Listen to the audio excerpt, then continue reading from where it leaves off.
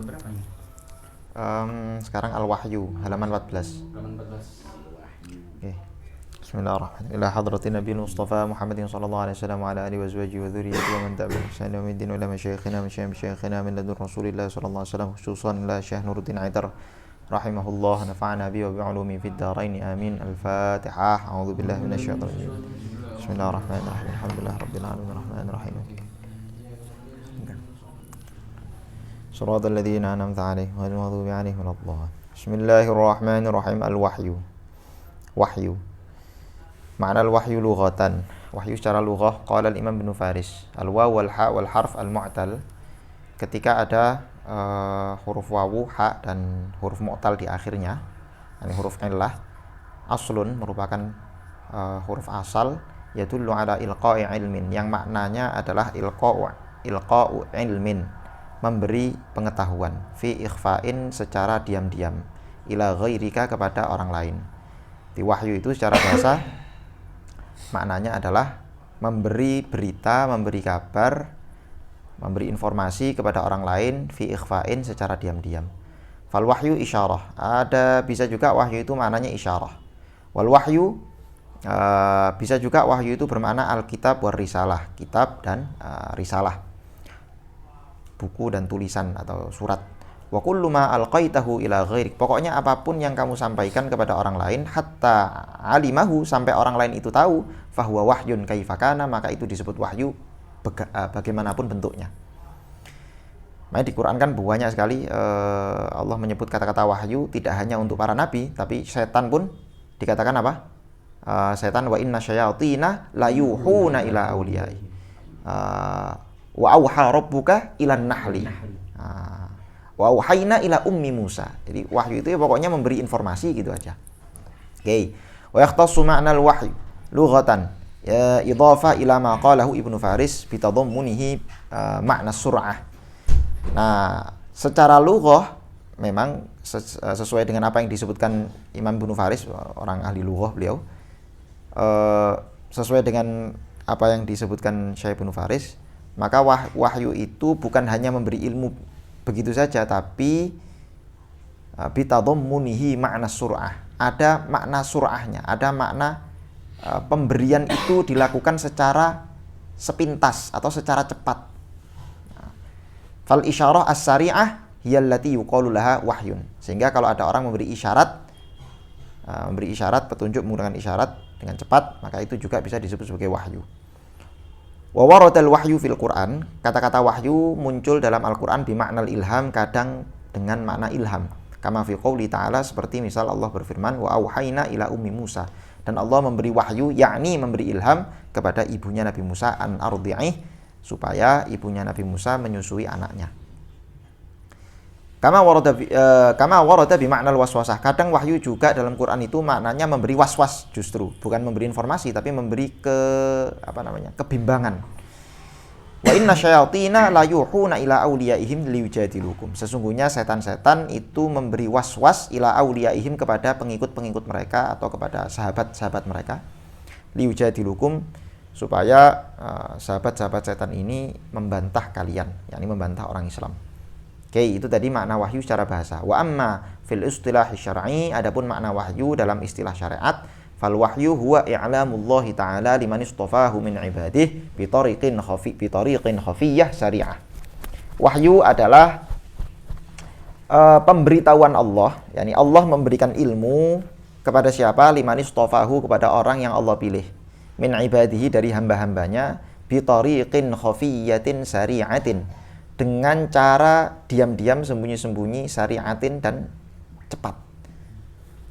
Sehingga di sini makna wahyu yang hanya cocok disematkan untuk para nabi, tidak bisa untuk selain nabi. Maratibul wahyi. Sekarang tingkatan-tingkatan martabat-martabat wahyu. Wa idza ibtaghaina at-tafsil li hadza al-ijmal 'anil wahyi wa tasa'alna 'an kayfiyatihi wa ahwalihi wa atharihi, fa inna khaira marji'in yuhaqqiqu lana tilkal amniyah huwa sahibul wahyi nafsih. Nah, kalau misalnya kita mau tahu dari definisi wahyu yang telah disebutkan secara global itu tadi, kita pengen tahu rincian-rinciannya, ya maka tentu saja terus kita pengen bertanya an kaifiyati, kita pengen tanya bagaimana sih wahyu itu turun, bentuknya kayak apa, prosesnya bagaimana. Ya maka fa inna khaira marji'in, sebaik-baik rujukan, sebaik-baik orang yang bisa kita tanya dan pendapatnya kredibel adalah sahibul wahyi nafsihi. Waalaikumsalam warahmatullahi. Yang mendapatkan wahyu itu sendiri, yakni baginda Nabi. Fi nususil Quran, atau sahibul wahyi di sini maknanya adalah Allah ya, yang memberikan wahyu. Kalau kita mau tanya bagaimana sih bentuk wahyu itu turun, ya tentu saja yang paling bisa menjawab yaitu Allah yang memberi wahyu itu sendiri. Maka kalau kita mau tahu cara wahyu itu turun, ya di Quran gimana? Bagaimana Al-Quran menjelaskan proses wahyu itu turun. Fi nususil Quran as-sharihah wal ahadits as-sahih, bukan hanya Quran, juga hadis-hadis yang sahih bisa digunakan untuk menjelaskan bagaimana proses wahyu itu turun. Nah, maka di sini dijelaskan dalam hadis kama jaa fil hadis as-sahih, dalam hadis sahih dijelaskan awwalu ma budi'a bihi Rasulullah sallallahu alaihi wasallam minal wahyi ar-ru'ya as-shalihah fin naum. Dulu Nabi awal-awal beliau menerima wahyu itu bentuknya lewat mimpi-mimpiin. Jadi sebelum Nabi masuk gua Hira, kemudian bertemu malaikat, kemudian dipeluk sama malaikat, dipaksa iqra. Nabi menjawab ma'ana biqari, iqra ma'ana biqari ila akhir. Itu proses sebelum itu Nabi sering sekali mimpi-mimpi indah, mimpi-mimpi ya ru'ya shalihah, mimpi yang baik ketika tidur. Fakana la yara ru'ya illa ja'at mithla falaqis subah. Setiap kali beliau mimpi, beliau seolah-olah mimpi itu nampak seperti falak subuh, yakni ya cahaya yang muncul waktu subuh itu. Tsumma hubbiba ilaihil khala. Nah, sejak saat itu beliau terus suka menyendiri, datang ke gua. Wa kana yakhlu bi ghairi hira'in. Beliau suka menyendiri di gua Hira. Fa yatahannatsu fihi wa huwa at-ta'abbud. Di sana di gua Hira beliau suka beribadah. Tentu saja beribadah ala millati Ibrahim ya, karena belum ada syariat sholat, belum ada syariat zikir dan seterusnya. Al-layali dzawatal adad, di beberapa malam yang bisa dihitung. Qabla ay yanzi'a ila ahlihi wa yatazawwadu limithliha. Nah, beberapa hari, jadi beliau modelnya datang ke Gua Hira, persiapan beberapa hari, nanti kalau bekalnya habis kembali lagi ke rumah, kemudian minta kepada istrinya dibawakan bekal lagi, datang lagi ke gua dan seterusnya. Itu masa-masa sebelum turun wahyu yang pertama itu. Kemudian mana tadi kok hilang?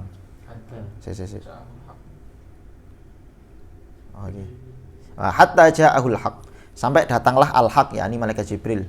Wa huwa fi ghari Hira'in, saat itu beliau sedang di Gua Hira. Faja'ahul malak faqala iqra. Nah, datang malaikat terus dipaksa ngomong iqra, bacalah. Qala ma ana biqari, saya tidak bisa baca.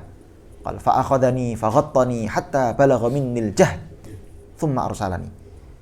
Nah, setelah Nabi menjawab aku enggak bisa baca, maka malaikat Jibril memeluk Nabi, memeluk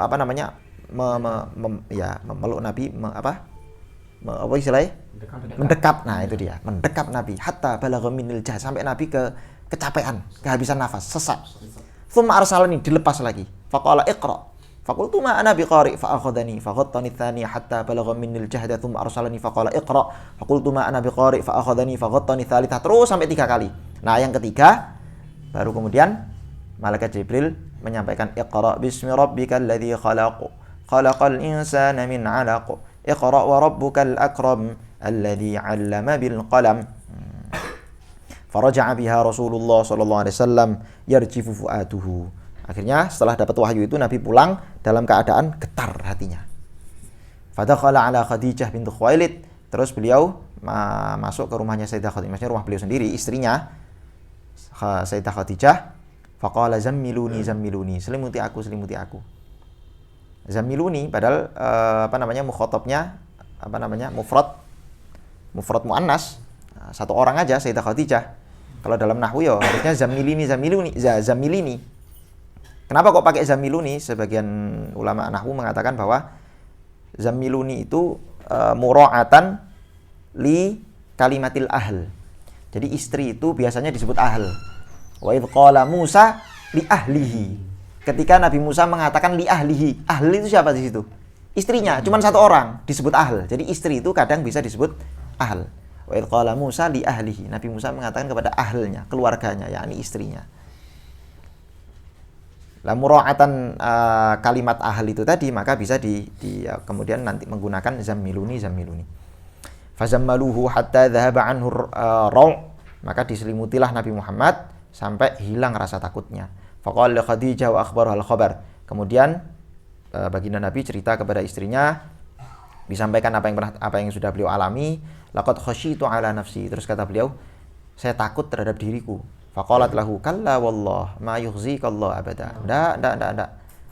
Allah ndak akan membuatmu sedih. Innaka latasil al-rahim. Engkau itu kan orang yang suka nyambung tali silaturahim. Ndak mungkin Allah terus mau membuat kamu sedih, membuat kamu takut. Wa tahmil al-kalla. Kamu wa tahammal al-kalla. Engkau itu orang yang suka menanggung beban. Wa taksib al-ma'dum wa tuqrid dhaif wa tu'in ala nawaibil haq. Disebutkan kebaikan-kebaikannya. Fangtalaqat bihi Khadijah hatta atat bihi Waraqah. Maka akhirnya Sayyidah Khadijah minta solusi atau minta pendapat kepada salah satu sepupunya yaitu Waraqah bin Naufal bin Asad bin Abdil Uzza ibnu ammi Khadijah, anak dari pamannya Sayyidah Khadijah. Ya berarti apa? Sepupu kan? Wa kana imra'an, siapa Waraqah bin Naufal ini adalah seseorang qad tanassara fil jahiliyah. Dia sudah masuk Nasrani di era jahiliyah, yakni sejak sebelum Nabi Muhammad jadi rasul. Wa kana yaktubul kitab al-Ibrani. Dia bisa menulis tulisan-tulisan menggunakan bahasa Ibrani. Fa yaktubu fil Injil bil Ibraniyah, masyaallah yaktub. Dia pernah menulis kitab Injil menggunakan Ibrani, bahasa Ibrani. Wa kana syaikhan kabiran qad amiya. Lah, Waraqah bin Naufal ini ketika itu dia sudah tua dan sudah buta. Faqalat lahu Khadijah. Ditanya sama Sayyidah Khadijah, ya ibna ammi, isma' min ibni akhi. Wahai ibna ammi, wahai anak pamanku, tolong dengarkan ini apa kata-kata anak dari saudaramu, yakni Nabi Muhammad ini. Tolong dengarkan apa yang dia ceritakan. Siapa tahu engkau tahu apa masalahnya. Faqala lahu Waraqah.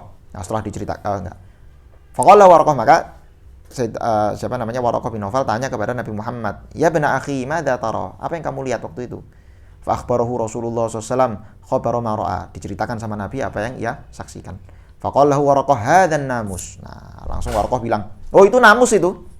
Yang datang sama kamu itu namus. Namus itu nama lain dari malaikat Jibril. Alladzi nazzalallahu ala Musa. Namus itu malaikat yang Allah utus untuk turun kepada Nabi Musa. Ya laitani fiha jadha. Laitani akunu hayyan idh yukhrijuka qaumuk. Oh, seandainya nanti kalau kamu sudah diutus jadi nabi, saya yakin kamu bakal diutus jadi nabi. Seandainya saya masih hidup saat kamu nanti diutus jadi nabi. Karena nanti di saat itu kamu akan diusir oleh kaummu.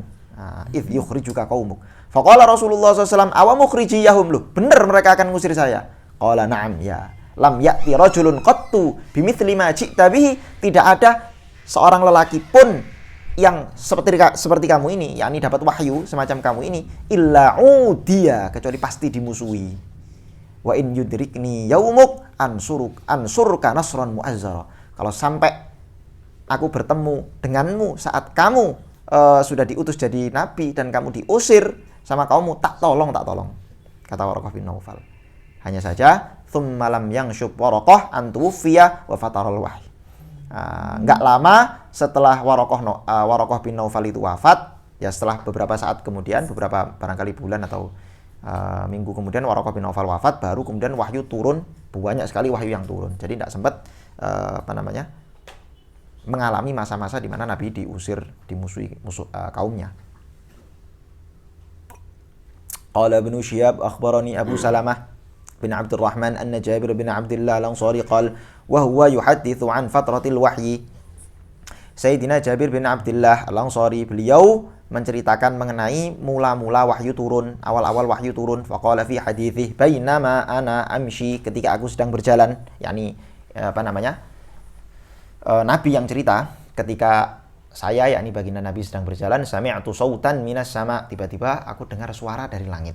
Farafa'tu basari, terus aku mengangkat pandanganku ke langit. Fa'idhal malak alladhi ja'a fi hira'in jalisun ala kursiyyin bainas sama'i wal ard. Aku ngelihat malaikat yang yang beberapa waktu lalu pernah ketemu sama saya di Gua Hira. Dia lagi duduk di atas kursi di antara langit dan bumi. Faru'ibtu minhu, kaget saya. Faraja'tu, aku pun kembali pulang. Fakultu zammiluni, kembali lagi ke Sayyidah Khadijah, selimuti saya. Fa'anzalallahu azza wa jal, lalu turunlah ayat yang kedua, ya ayyuhal muddaththir qum fa'anzir ila qaulihi ta'ala warrujza fahjur fahamiyal wahyu wa tawatara. Nah, sejak saat itu kemudian wahyu mulai turun dan mulai banyak yang turun. Nah, itu tadi proses bagaimana wahyu itu turun. Kaifiyatul wahyu. Sekarang bentuk-bentuk wahyu. Walaisat maratibul wahyi muktasirah ala hadainil halain alladzaini arafnahuma. Tingkatan-tingkatan wahyu itu sebetulnya tidak terbatas pada dua keadaan yang barusan kita ceritakan. Yakni keadaan pertama datangi malaikat langsung, keadaan kedua langsung Allah kasih wahyu ya ayyuhal muddaththir. Minal hadits ar-ru'ya wal akhdhi minal malak. Oh ya. Jadi dua keadaan yang sudah diceritakan kan, bentuk wahyu kan, atau cara atau proses bagaimana wahyu turun kan yang disebutkan di hadis itu baru dua. Lewat mimpi, kalau enggak lewat malaikat, didatangi malaikat langsung. Bal innalahu maratib wa kaifiyat iddah. Kalau kita lihat lagi sesungguhnya ada beberapa model atau beberapa bentuk, beberapa proses wahyu itu turun. Dzakarul Qur'an Al-Karim, yang telah disebutkan Qur'an Al-Karim, suluha fi qouli ta'ala, di mana sumbernya atau dasarnya dari firman Allah yang berbunyi, wa ma kana li basyarin an yukallimahullahu illa wahyan aw min wara'i hijab aw yursila rasulan fayuhiya bi idnihi ma yasha innahu alimun hakim. Jadi proses bentuk wahyu turun di sini ada tiga berarti. Yang pertama wahyan, lewat wahyu, aw min wara'i hijab. Wahyu itu berarti lewat malaikat Jibril. Wahyan di sini langsung dari Allah gitu ya. Langsung dari Allah, wahyan langsung dari Allah. Au min wara'i hijab, atau langsung dari Allah tapi antara Nabi dengan Allah itu ada hijabnya. Au yursila rasulan, atau lewat perantara rasul yaitu malaikat Jibril. Fayuhiya bi idzni ma yasha. Waqad dallat. Jadi usul asas ada tiga model dasar bagaimana wahyu turun yang disebutkan Quran ini. Yang pertama wahyu langsung dari Allah langsung kepada Nabi bila hijab, tentu saja bila kaifin wala mithal. Terus habis itu min wara'i hijab, dan ini dua-duanya terjadi ketika Isra Mi'raj. Ketiga yursila rasulan lewat malaikat Jibril, lewat utusan. Faqad dallat hadhil ayah al-jami'ah ala kaifiyatil wahyi wa annaha thalathun la rabi'a laha. Ayat ini menjelaskan model-model bagaimana wahyu turun ada tiga, la rabi'a laha, tidak ada yang nomor 4. Wasamma hal ulama maratibul wahyi. Para ulama menyebut tiga model ini disebut sebagai maratibul wahyi. Wahiyah, apa saja? Yang pertama ayyul qillahu ma yuridu ilqa'ahu ilan nabiyyi mubasyaratan bi tariqin khafiyyin sari'in duna wasithah. Nah ini. Yang pertama apa? Langsung Allah beri wahyu itu, Allah sampaikan kepada Nabi secara langsung. Bi tariqin khafiyyin. Ya tentu saja dengan bi tariqin khafiyyin sari'in, cepat. Duna wasithah, tanpa ada wasithah perantara antara Nabi dengan Allah. Yang kedua ayyukallimallahu nabiyya. Allah langsung bertakallum dengan nabinya tapi min wara'i hijab, takliman. Seperti Nabi Musa itu, wa kallamallahu Musa taklima, itu Allah langsung bermukalamah dengan Nabi Musa, tentu saja min ghairi kaifin wala mithal ya. Karena nanti akan dijelaskan di babnya bagaimana sifat kalam Allah itu bila harfin wala saut. Min wara'i hijab takliman. Oke. Yang ketiga ayyursilallahu al-malak ilan nabi sallallahu alaihi wasallam fayuti ilaihi ma amarahullahu taala. Atau Allah ngutus delegasi, yakni malaikat Jibril kepada Nabi, terus baru kemudian nanti malaikat yang menyampaikan wahyu itu kepada Nabi. Waqad bahadzal ulama'u fi hadhil maratib. Para ulama membahas ketiga martabat ini, wa muraduhum kaifiyatul wahyi. Dan yang dikehendaki mereka adalah bagaimana proses wahyu turun. Wastaqsaw ahwaluha fima warada min wasfil wahyi minal kitab wa sunnah wa usuluha ila sab'i maratib yang qasimu ilaiha al-wahyu wa yaqa'u biha wa minhum man ja'alaha thamani maratib wa tarji'u kulluha ila al-maratib al-asasiyah allati dzakartuha al-ayah. Nah, di sini para ulama kalau kita lihat di kitab-kitab mereka, beberapa ulama membahas martabat-martabat wahyu itu ada yang bilang ada 7, ada yang bilang ada 8. Kalau kita cek ke-7 atau ke-8 martabat wahyu yang disampaikan para ulama itu mesti nanti ujung-ujungnya bakal kembali ke tiga usul kaifiyatul wahyi itu tadi. yang telah kita sebutkan lewat sebagaimana yang ada dalam Quran itu tadi. Wa tangdariju fi dhimniha wa la tatajawazu haddaha. Mesti nanti bakal masuk ke situ dan tidak akan ada yang keluar dari 3 macam itu tadi. Kama yattadhihu hadzal bayan alladhi yashrahuha, sebagaimana penjelasan ini akan jelas. Nah, di sini beliau sebutkan contoh-contoh nih. Beliau di sini sebutkan berapa contoh nih? Ya 7. Beliau sebutkan 7 martabat, terus beliau jelaskan ke-7-7-nya ini bisa dimasukkan ke salah satu dari 3 model itu tadi. Oke, martabatul ula ar-ru'ya as-shadiqah, mimpi. Wa dzalika kama warada fi hadits Aisyah, sebagaimana hadisnya Sayyidah Aisyah, awwalu ma budi'a bi Rasulullah sallallahu alaihi wasallam minal wahyi ar-ru'ya as-shalihah fi naum. Yang sudah kita baca tadi, wal wahyu fi hadhil martabah imma ayyakuna bi ilqa'illah aw bi wasitil malak. Lah, wahyu di yang pertama ini, yakni lewat mimpi itu tadi, seperti Nabi Ibrahim, ya bunayya inni ara fil manami anni azbahuk. Lah, wahyu yang semacam itu juga ada 2 kemungkinan sebetulnya. Kemungkinan yang pertama, Allah sendiri yang masuk ke alam mimpinya Nabi itu, kemudian langsung memberi wahyu kepada Nabi itu lewat alam mimpi, atau Nabi itu, entah itu Nabi Muhammad, Nabi Ibrahim, mimpi ketemu malaikat, terus malaikat yang nyampaikan wahyu. Jadi mimpi itu sebenarnya cuman ini aja, cuman apa istilahnya ya? Ya, wadahnya saja, konteksnya saja.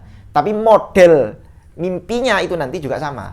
Apakah di mimpi itu Allah langsung yang memberi wahyu atau lewat malaikat. Jadi tetap bisa dimasukkan ke salah satu. Nah, itu tadi bisa dimasukkan ke situ. Makanya di sini fahuwa dakhilun fil ayah la yukhriju anha. Maka di ini tetap walaupun modelnya mimpi tetap bisa dimasukkan ke dalam cakupan ayat itu tadi yang menjelaskan tentang martabat wahyu ada 3. Al-martabatu tsaniyah, martabat yang ketiga, ayyatiyahu al-malak yaqdhatan. Ada malaikat yang mendatangi Nabi tersebut secara yaqdhah, secara sadar, fayulqi fi ru'ihi ay qalbihi, ru'ihi ya.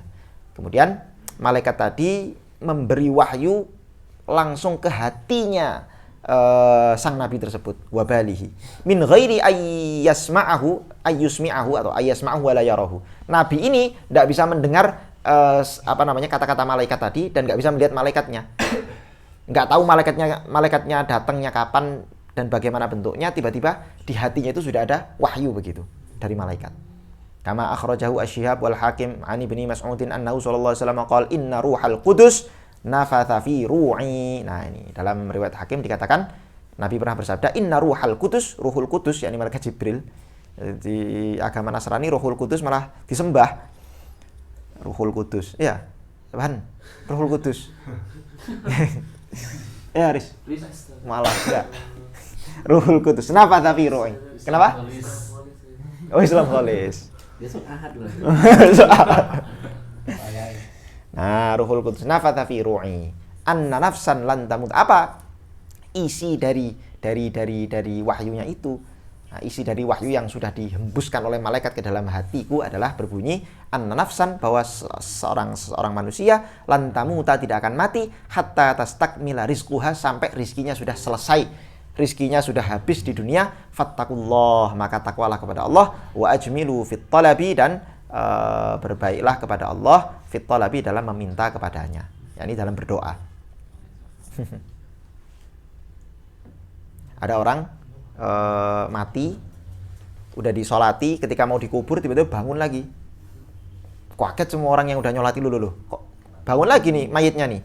Dia datang ke dapur. Di dapur itu ada 1 gelas susu. Habis itu diminum susunya, susu 1 gelasnya diminum terus mati lagi. Jadi mayit ini ternyata belum menghabisi rizkinya di dunia berupa 1 gelas susu. Jadi selama kita masih hidup jangan ragu soal rezeki. Selama kita masih napas itu tandanya rezeki kita masih ada. Nah, Maidah Azhar masih turah-turah ya. Maidah Azhar. Jangan takut nggak kebagian. Kalau nggak ada Maidah Azhar kedardir. Atau nggak kena di kaumi. Atau nggak coklat. Al-martabatu tsalitsah, martabat yang ketiga, ayatamathala lahul malak rajulan fayukhatibuhu faya'i anhu ma yaqul. Nah, malaikat ini datang terus dia menyerupai seorang lelaki. Artinya dia bukan jadi siluman ya. apa jenenge? Menjelma. Menjelma. Nah, itu dia. Iya, Malaikat itu menjelma menjadi seorang lelaki, baru kemudian bermukhatabah, bermukalamah, berbincang dengan Nabi SAW.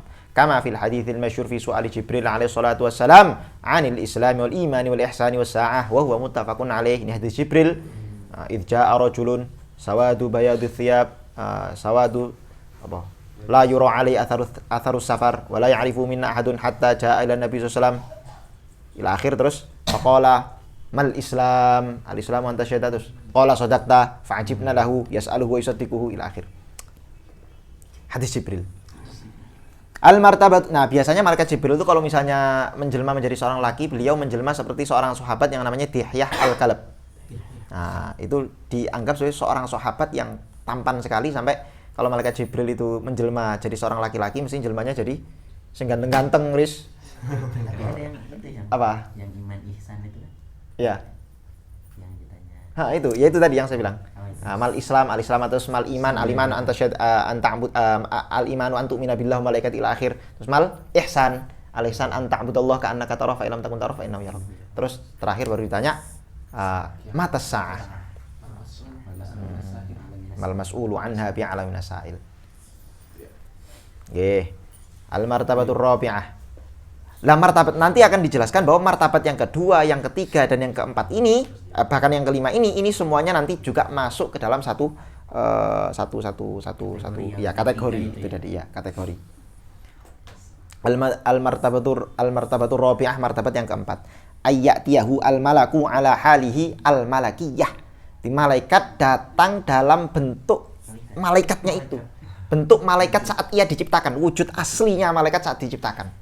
Wa yuha ilaihi, kemudian baru malaikat itu memberi wahyu kepada Nabi Muhammad. Fayasma'uhu wa la yarahu. Nabi Muhammad bisa mendengarkannya tapi ya tidak bisa melihat malaikat itu. Wa fi hadhil martabah ya'tihil wahyu mithla salsalatil jaras. Nah, di martabat ini biasanya wahyu itu datang mirip seperti bunyi lonceng. Jadi Nabi tiba-tiba seperti ada lonceng bunyi kencang begitu sampai telinganya itu apa? Pengap.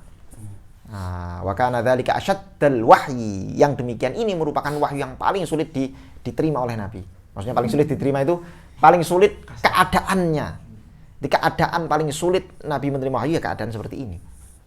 Sampai kadang beliau itu menggigil, keluar keringat-keringatnya dan seterusnya. Sampai orang yang di sampingnya itu bisa ngerasa. Sampai bahkan kalau beliau lagi naik unta, kok turun wahyu model semacam ini, nanti untanya merasa berat, terus dia dingkruk, terus habis itu jatuh gitu untanya, kerasa berat.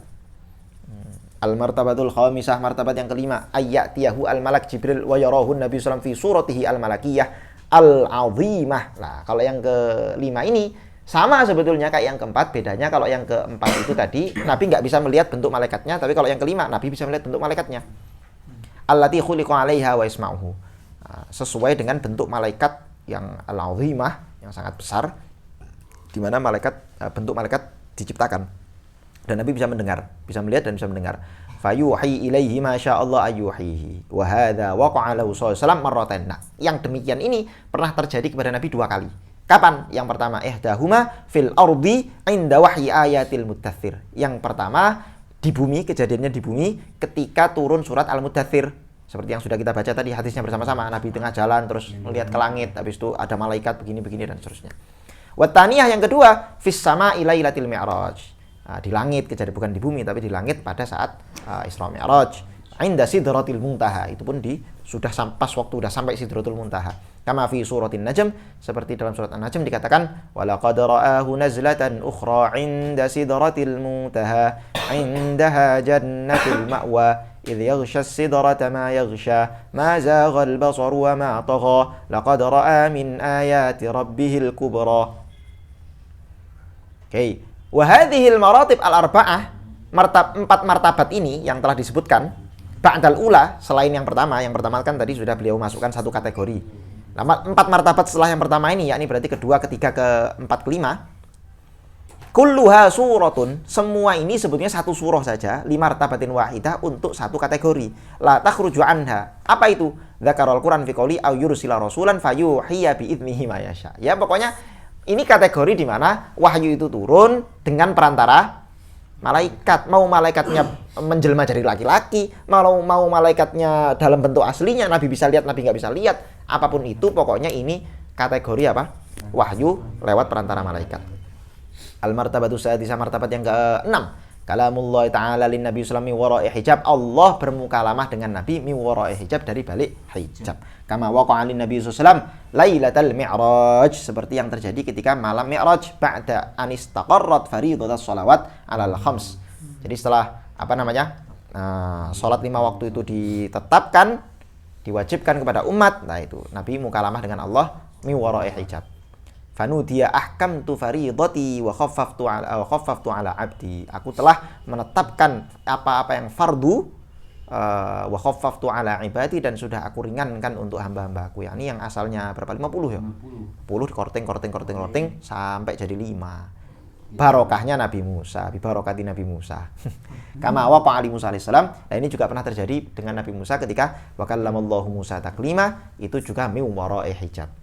Tidak ngelihat langsung, karena Nabi Musa kan pengen ngelihat langsung sebetulnya. Rabbi arini anzur ilaik, terus jawab qala lang tarani walakin anzur ilal jabal fa in istaqarra makanahu fasawfa tarani. Jadi Nabi Musa itu mukalamah dengan Allah min wara'i hijab. Al martabatu sabi'ah, martabat yang ke-7, kalamullahi ta'ala lin nabi min wara'i hijab. Kalamullahi ta'ala lin nabi wahyan bila wasitati malakin wala hijab. Allah bermukalamah dengan Nabi lewat wahyu tanpa ada wasitoh malaikat sama sekali, tanpa ada perantara malaikat sama sekali, dan tidak ada hijab. Nah, ini kapan terjadi? Hanya sekali, ketika Isra Mi'raj. Kama auhahu ilan Nabi sallallahu alaihi wasallam lailatal mi'raj wa huwa fawqas samawati min fardhis shalawat wa mudha'afatil hasanatil hasanah bi 10 amsalihah. Jadi ketika Allah mengfardukan salat yang pertama, itu Allah mukalamah dengan Nabi bila wasitoh wala hijab. Tapi ketika setelah difardukan kan Nabi turun kan, ketemu Nabi Musa. Terus habis itu negosiasi sama Nabi Musa, balik lagi kan Nabi. Lah itu baliknya itu pakai hijab. Ada hijab. Ketika baliknya, tapi ketika pertama kali diwahyukan, Allah memfardukan sholat, kemudian dikatakan bahwa nanti sholat itu pahalanya sekian dan seterusnya, itu bila wasitoh wala hijab. Berarti cuma sekali doang. Cuma sekali aja. Wa ghairi dzalik. Itu kan Haji Lastani juga. Ada hijabnya berarti dilihat Allah. Ya. Bila kaifin wala mithal. Langsung bayangin jadi rasul. Asal jadi rasul dulu.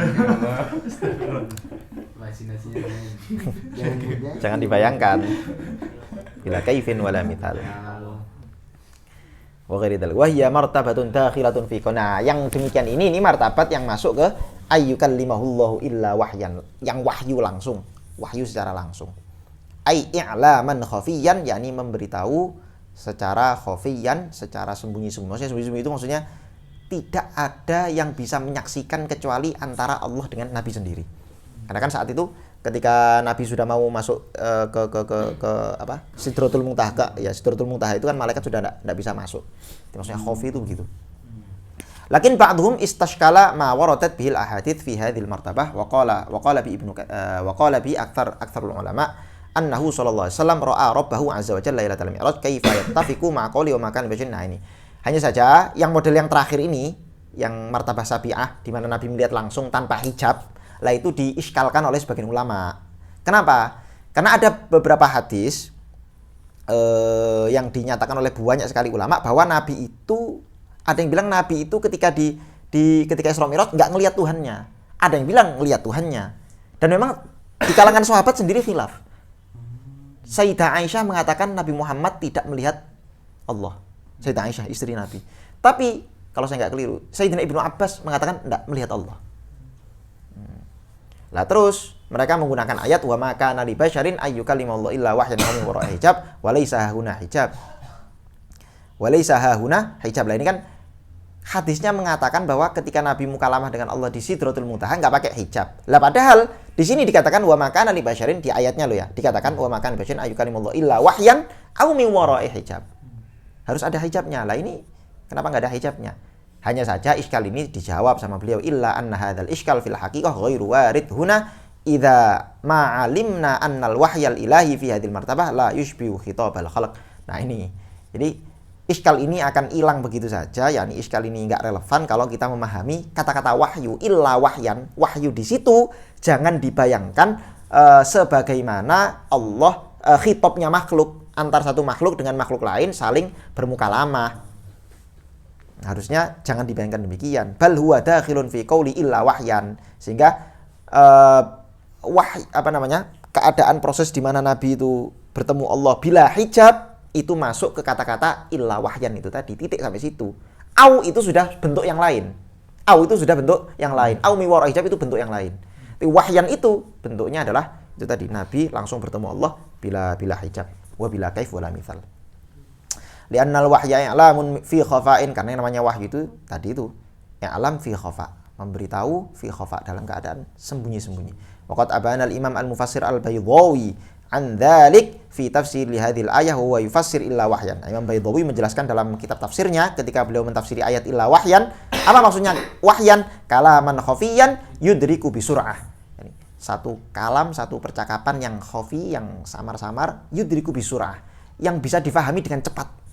Li'annahu tamthilun laisa fi dzatihi murakkaban min hurufin muqatta'atin yatawaqqafu ala tamawujatin muta'aqibana. Kenapa kok bisa begitu? Karena begini, kalau misalnya tidak ada kata-kata sur'ah, bahwa wahyu yang wahyu di mana Allah bermukalamah dengan baginda Nabi itu seperti mukalamahnya manusia dengan makhluk. Jadi jangan dibayangkan ketika Nabi ketemu Allah di Sidratul Muntaha, jangan dibayangkan terus Allah mengatakan wa aqimis sholata tarafayin nahar. Tidak begitu. Karena kalamullah itu dalam akidah Ahlussunnah wal Jamaah bila harfin wala saut. Kenapa kok begitu? Karena ketika kalam itu ada hurufnya, ada sautnya, berarti kan tersusun. Yang namanya tersusun berarti ada awal, ada akhir. Ketika ada awal, ada akhir berarti hadits. Kalam ini hadits. Padahal kita meyakini bahwa sifat Allah itu qadim. Kalau tersusun berarti ada awal, ada akhir, berarti ini hadis. Nggak layak disematkan kepada Allah. Ringkasnya begitu. Sehingga jangan kita bayangkan itu tadi. Maka harus sur'ah. Nah, langsung paham. Langsung Nabi paham gitu aja udah. Nah, terus Nabi membahasakannya dengan bahasa makhluk, bahasa manusia, bahasa Arab. Tapi juga kita nggak boleh, ini pembahasannya panjang sebenarnya. Kita juga nggak boleh mengatakan bahwa Quran itu huruf-hurufnya karangan Nabi loh, nggak boleh gitu juga, nggak boleh. Maknanya itu dari Allah, terus huruf-hurufnya itu juga Allah yang memerintahkan Nabi untuk melafalkan semacam itu. Jadi walaupun Nabi dapat wahyu pertama dari Allah bisur'ah, bila harfin wala sautin, bila kaifin wala mithal, satu. Tapi nanti ketika Nabi mau menyampaikan wahyu itu nanti sudah disuruh Allah untuk menyampaikan sesuai dengan apa yang kita baca saat ini. Alif lam mim dzalikal kitabul la raiba ila akhir. Pun dengan malaikat.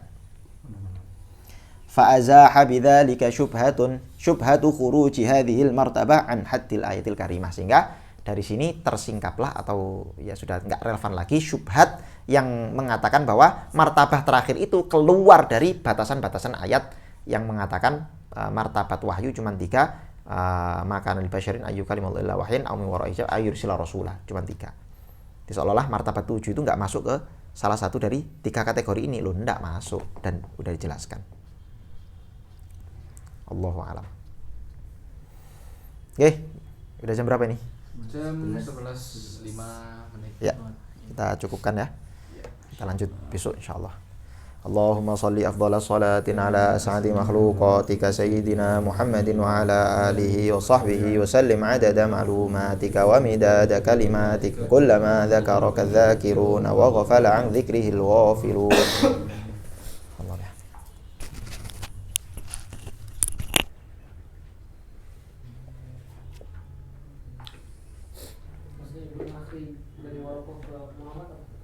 Enggak, itu panggilan biasa aja.